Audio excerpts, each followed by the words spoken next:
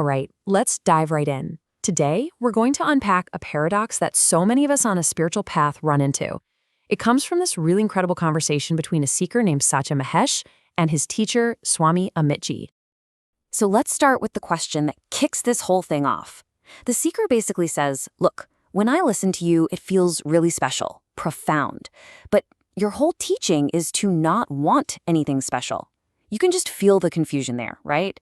It's that classic spiritual patch 22. You're desperately seeking this amazing experience, but you're being told the truth is found when you stop seeking altogether. And that really sets up the big question here.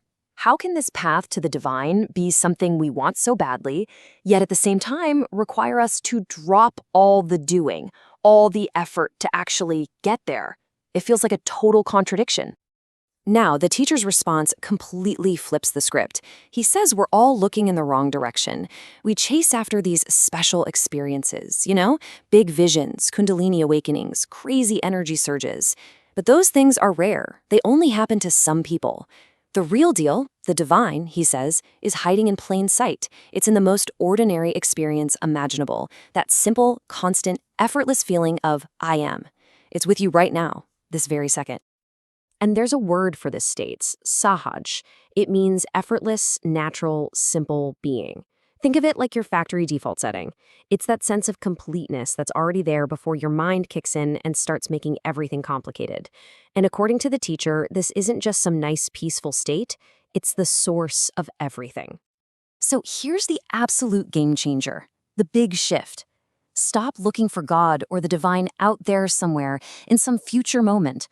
The teaching is to recognize it right here, in the simple, present sense of your own being. You are that completeness. You are the thing that is never, ever absent.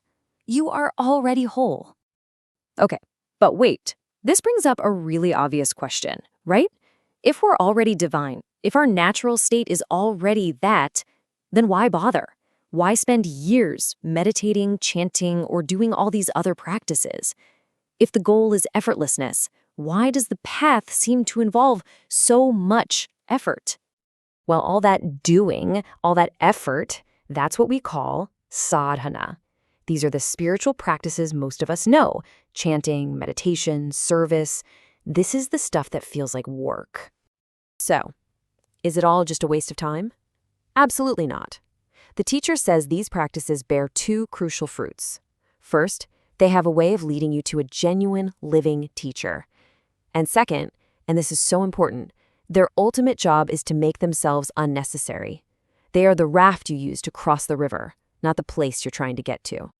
And this is where we get to the heart of the paradox, and it's a big one. Your practice is absolutely essential, right up until the moment it becomes your final obstacle. See, the realization doesn't happen because of what you do. It happens when the need to do anything at all just disappears. The doing is a tool for the mind, but the destination is a place beyond the mind entirely. And you can't just force yourself to stop. You don't drop your practices out of sheer willpower. A seeker is usually too afraid to let go of their tools. But when you have that moment of knowing, when you truly get that there's no separation between you and what you've been looking for, the practice just falls away on its own. The question, what should I do, just doesn't make sense anymore. So if it's not all about our own grinding and effort, what else is going on here? What's guiding this whole process? Well, the answer is grace, or kripa in Sanskrit. But it's not some vague mystical force. It actually has a structure. This journey unfolds in 4 stages, and it all starts with you, with self-grace. That's your own firm, unshakable decision to find the truth no matter what. That commitment then opens the door to the grace of scriptures, where texts and teachings start to make sense. But books can only get you so far. That's when the grace of the saint, a living teacher, shows up to make it real and tangible. And all of that leads to the final stage, divine grace, the direct, personal, undeniable experience of your own divinity. What's so beautiful about this is how it moves from a personal decision to a universal reality. It starts with your will, your efforts, but it ends in a realization that just keeps expanding. It's like once you find the divine within yourself, you can't help but see it everywhere and in everyone. The walls just dissolve. Okay, this all sounds great when you're feeling peaceful. But what about real life? What about when the body is in serious pain or the mind is just a storm of anxiety and sorrow? How does realizing I am the divine actually help when you're facing illness, loss, or death? This is where the rubber really meets the road. The key, the teacher says, is disidentification. You absolutely take care of the body. You give it medicine, you treat it, you acknowledge the mind's thoughts, but you know deep down that your core being, your true I, is the silent witness to all of it. It's untouched.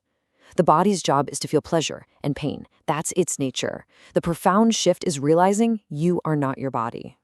And this leads to something that sounds, well, almost unbelievable. When you're truly established in that self, the experience of pain itself transforms. The physical sensation might still be there, but your inner peace is so deep, so unshakable, that the pain just becomes another texture in a vast ocean of bliss. It can no longer disturb you. So what is the ultimate practice? It's radical acceptance. It's about stopping the fight.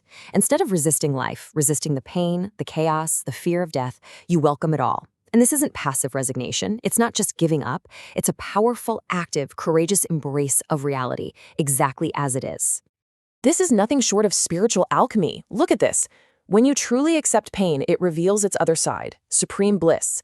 When you accept unrest, it becomes peace. When you fully accept the illusion of the world, Maya, it shows itself to be the divine.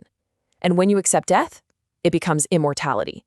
The moment you stop fighting, you rob these things of all their power. The game instantly changes.